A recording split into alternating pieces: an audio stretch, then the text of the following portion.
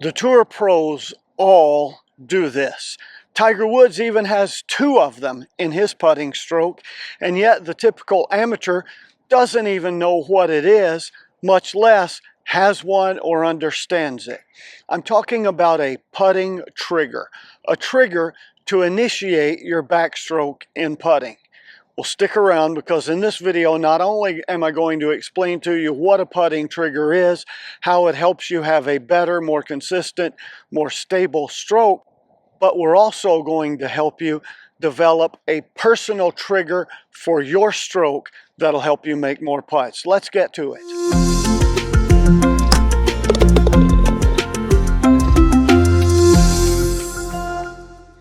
This video is sponsored by Planet Mujo Pain and Joint Relief Cream and Roll-On. Let me tell you, I use it. It's a great product. Recently got back from a 5-day golf trip where I flew 1,000 miles, drove another hour and a half, played golf 5 days in a row. All of the things that you'd typically think would give you muscle pain, joint pain, arthritis pain, if you have arthritis. Didn't have any of that thanks to Planet Mujo. Put a link to their products in the video description. They give you a 20% discount. So if you struggle with aches or pains or arthritis pain when you play golf, it might be worth looking into Planet Mujo's products. The roll-on is called Extra Oomph, which of course we like, and the lotion is called Chronic Tonic. So when I talk about a putting trigger, I'm talking about some kind of a signal that you give to your brain and your body that it's time to start the backstroke. It's time to begin or initiate your putting stroke. Having a trigger for that starts it the same way every time eliminates getting static, which causes you problem. It also eliminates the inconsistency, having a rough start or a jerky start or a start outside the line or inside the line. It takes away all of that if you have a smooth, consistent trigger or way to start your putting stroke.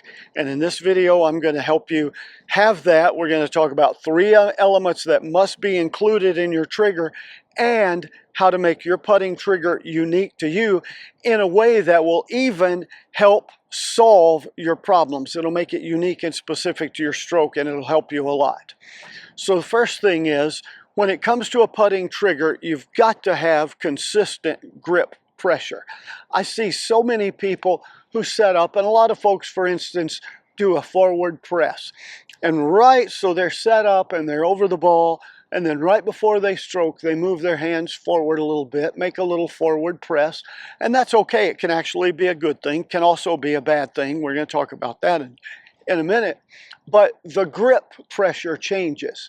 And I'm going to zoom in here, but I want you to notice as I grip the putter tighter, my arms and hands move, and that causes changes in the face angle. With up and down, I'll loft the ball or beat it into the ground.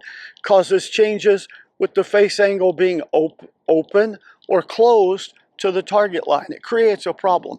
So you want to have consistent grip pressure throughout the putting stroke. From the time you're ready to start the stroke, you want your pressure to remain the same all the way through. That helps you control speed and distance better, makes your strike more consistent, and it makes your stroke more consistent because you're not moving things around by changing your grip pressure, squeezing it harder or softer during the stroke.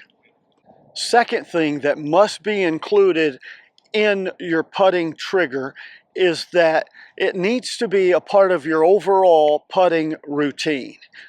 Putting routine is critically important, which is why in my online course, How to Putt the Right Way, I spent 8 video lessons on setup and then 7 or 8 more on incorporating a routine into your setup so that you're consistent. You do the same thing the same way every time. All of the tour pros have a putting routine that includes a trigger to start their stroke at the end of it.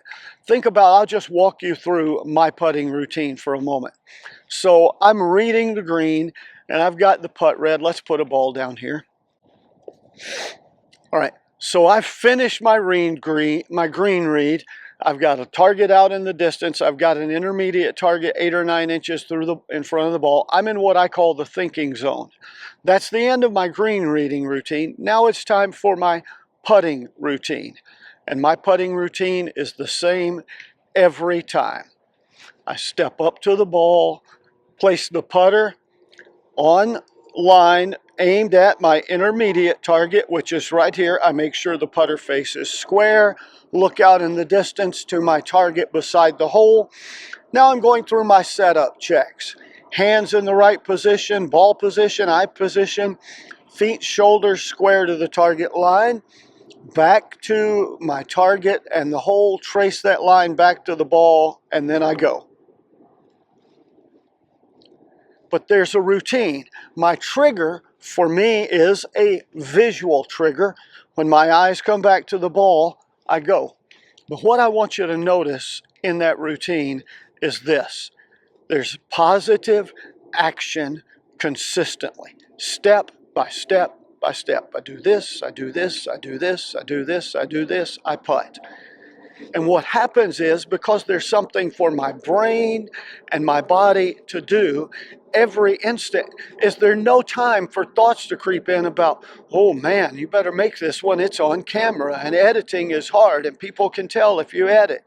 And there's no time for thoughts to creep in like, oh, this is an important putt, this is for birdie, or this is for eagle, oh man, I got to make this one to save par.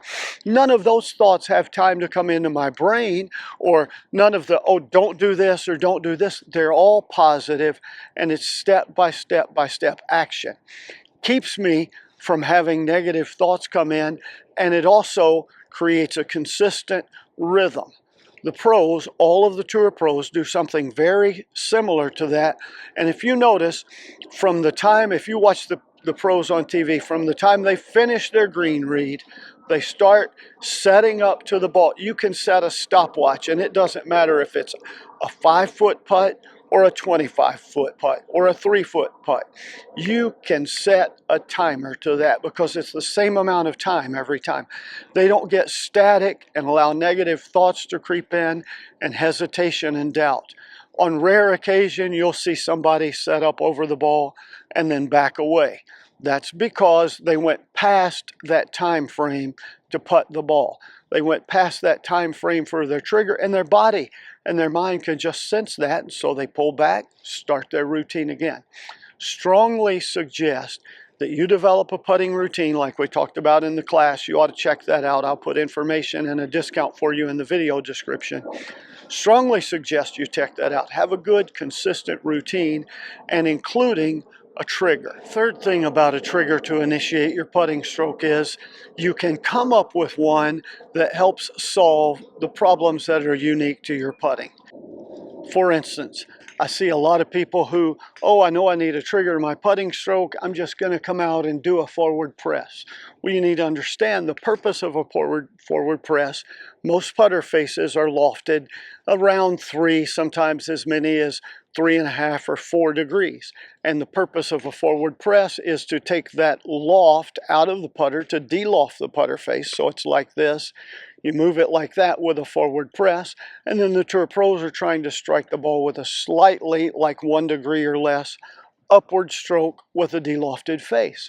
Well, I use a Honu putter, which has 0 loft. A lot of you use even roll or other putters that have less loft, and so de-lofting the face, you're actually going to be beating down on the ball. You don't want to do that. A lot of you use a lab golf putter, and it has a forward press built into the grip and the rotational angle for the shaft. So you don't want to do that. Second warning with a forward press is so many people don't understand it's just a subtle movement forward with the hands to start the stroke. So many people, their forward press is more like this, which changes the wrist angles, the face angles, causes putts to bounce or wobble or to start right or left offline. So you don't necessarily need a forward press. You need a trigger that's beneficial for you. I see a lot of people in my private lessons, I see a lot of people who are too wristy. They're moving their wrist a lot like a flopping fish. For them, I often recommend the feel or the sensation of using their lead forearm to move the putter. And it's just a sensation of I'm going to keep my wrist still and power the stroke, move the putter with this. And so they get set up, everything is lined up, and it's now move the putter, lead forearm. That's their thought, that's their feel. A lot of times people are way too wristy with their right hand, and I try to have them focus on, for their stroke trigger, the clapping hands routine. Keep your hands like this, no wrist, just keep your palms smoothly together. That's their thought process or their stroke trigger. We see a lot of people who are what I call tipsy. So on their putting stroke, it's this, you know, the shoulder wobble. For them, I tell them the thought process is, and the trigger is, all right, I'm all set, ready to putt. Move that right shoulder up and back. And see how that's much less of this and more simply maintaining your core, powering the stroke with your shoulders, with your core. Any kind of a trigger like that you can use to correct flaws and problems that you're working on in your stroke. I told you earlier that a stroke trigger can be visual or physical, and that Tiger Woods had one of each. His visual trigger was he would go through his routine and he would say, trace the line back to the ball, and then I'm gone. One look, and then I'm gone. Tiger also had a physical trigger, and he did a very slight forward press. In fact, it was almost imperceptible to the extent that I wouldn't really call it a forward press. I would call it a little bump. If I maybe can illustrate it for you here, he'd be over the ball ready to putt, and it would be, hands would just barely, maybe an eighth of an inch movement forward, and then start his stroke. But that was both his visual and physical trigger. Eyes back to the ball, tiny forward bump, and then the stroke is moving, or as he would say, then I'm gone. Other tour pros do things like you'll see them tapping their feet or tapping their toes over a putt, and then when their feet get still, the stroke starts. That's their way of maintaining fluidity and a consistent start to their stroke. I see some tour pros, and I have some really good amateurs who blink, like they trace back to the ball, eyes over the ball, they blink once, blink twice, and then on that second blink, they're gone. That works for a lot of people. You'll see some guys who will hover the putter. They get all set and they're ready, and then they lift the putter slightly off the ground, hover it, and that's the trigger for their stroke. That works as long as you don't get caught up in, oh, how high do I hover it? How long do I hover it? Make it a fluid trigger if you're going to use that. Simply hover and then go. That's a great trigger. Other people do things like I sometimes will, when I get set up, if I'm struggling with consistency, I'll sometimes get set, make sure everything is right, and then tap my thumbs twice or once, or just tap my thumbs on the putter grip to get me going. I used to for a long time, and I changed the way that I grip the putter, but I used to for a long time, would set up on the line. Everything is ready to go, and this left hand is always here on my thigh, and then I would bring it in, and that was my trigger once my left hand was on the putter in the right place. Point is, you don't have to have the same trigger that your favorite tour pro uses.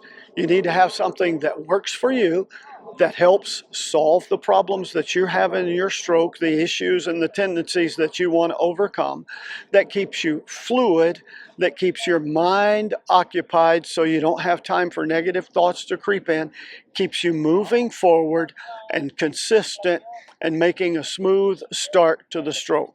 Because again, everything is a chain reaction, and you want that chain to start first, and then all the reactions following that will flow in sequence, and you'll make a lot more putts. If you like great putting tips like this to help you make more putts, then you know the drill. Like, subscribe, comment, share. Take the opportunity to check out this video on the screen now, and until next time, here's to you making more putts.